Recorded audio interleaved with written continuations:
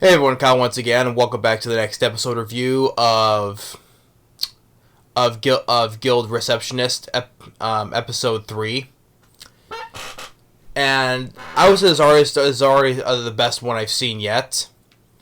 Now, after the Guild Master challenged Alina, and so by doing so, if he wins, she has to join the Silver Sword. But if she wins, she gets to be left alone and go back to continue doing her job.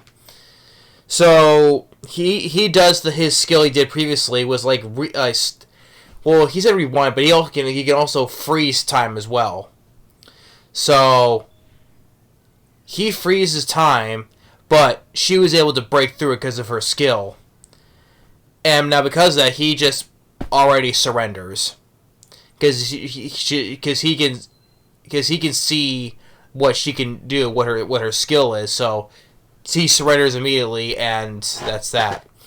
And this whole thing is that she just goes into this thing about hey, I don't want to do any of this stuff. I just wanted to just live a simple life, just basically just have this job at this as this guild receptionist and not working any overtime, And the guild sometimes the guild master's face is like, what, really? So, but for all that though, it's like she just wants to have job security, because she isn't, but just trying to not to have work overtime, And he tells about this chalk tower, which was brought up previously from that relic, that hey, if this is new dungeon, and then when a lady hears about this, oh great, it's like, oh, a new dungeon is gonna take a whole lot longer, which means a whole lot more paperwork and a whole lot more overtime for her. It's just never ending for her. But the guild master says, hey, if you join for this one time, you join with this party and help this, then maybe I can hire as many receptionists as you want, and you don't have to do any overtime basically, and they can do all the paperwork. And basically bribing her, because I wonder if that's going to continue to think is, hey, and if she wants to live a peaceful life, hey, he'll continue to bribe her to do these things. That way she can make it easy for her.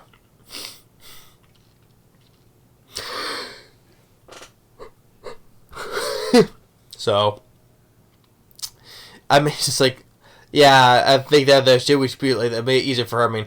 I mean, Alina doesn't have a whole lot of common sense. I mean, hey, she thought wearing a hoodie would disguise herself from being seen, right? Nope, that was wrong. So she doesn't have that much common sense, but I just can't help but like her character, So she agrees to go with this one time to their party, and then the remaining of Jade, the leader of the Silver Sword, has his two other friends with him, companions, both for mages, one for healing, one for combat. So they go to this chalk tower, and there's this wolf boss, and boom, she already defeats it with one whack of her hammer. And then the other guy, the guy mage, is like, well, I guess I don't need to be here, I guess. And then they carry on, and then that's when they see these dead bodies, which they were shocked to see, and they find another guy who's still alive named Rufus, which I was already off vibes the moment I saw him. So say there's this human-shaped monster, and he already assumes that the executioner is a monster because it's a human shaped one. So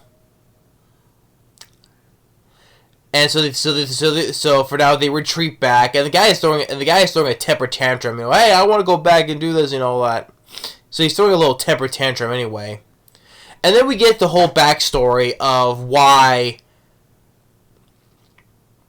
Alina is a receptionist, because we have this flashback, because back when she was a little girl working at this bar, she was friends with this guy who was also an adventurer named Stroud, and which originally she wanted to be a adventurer. She really wanted that, but the guy told her, "Hey, you know what? I think it's better to take a job as a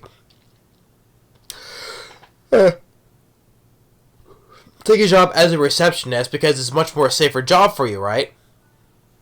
And so they made promise to each other, but then that cuts to the next flashback. She sees him dead because she recognized because the glove he was wearing. So she recognized it's him, and because of that, that's why she decided to work as a guild receptionist because of what happened. Despite her ambition, she wanted to be an adventurer, but look at what happened. So that's why she made her commitment to being a receptionist. So we get the whole explanation of why she became a receptionist in the first place because of this guy named Stroud, who was an adventurer, who died, which originally she wanted to be an adventurer too, but she took his advice to be a receptionist instead. So she stays behind this time, well, because she stays this at this inn. What was it, this inn for high adventurers. Which, well, she must have some. I guess she must have insurance because, like I said previously, I don't think they have because she said she had 30 years to pay off on her house and it got destroyed. Now they say they're working on it, so you can stay there at as long as she wants to while working there. And so, but then with so she stays behind while the rest of Jade and the rest of his companions. They get to like the 4th floor, I think it was. I think it was like the last floor, and they see the one. They see the one that they killed those men from before, and it's a dark god. It's a dark god, and the guy Rufus is a scumbag, which I already thought he was off in the before I saw him. Which he did. He put this magic cage around Jay and the 2 other mages, and said, "Hey, I want to." I wanted to get some of that power of the dark gods, and nope, this guy was not having it. He just goes and stabs him. He's like, hey, that's not how it works, basically. I'm always paraphrasing, just by the way, but just make it easier. So kills him and sucks and gets his soul. I'm like, yeah, good, you deserve that. And so, yeah, nothing else after that, I think.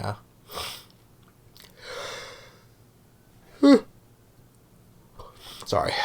But overall, though, I think this has easily been the best one. Like I said, she eventually her house is getting repaired, so she must have some insurance, like I said. But just me with the guildmaster, fight with the guildmaster briefly while she was strong enough to break through his time freezing. So. And then with the whole thing with the group, and they find the bodies and the guy. I mean, the whole thing. The guy was a scumbag already before I saw him.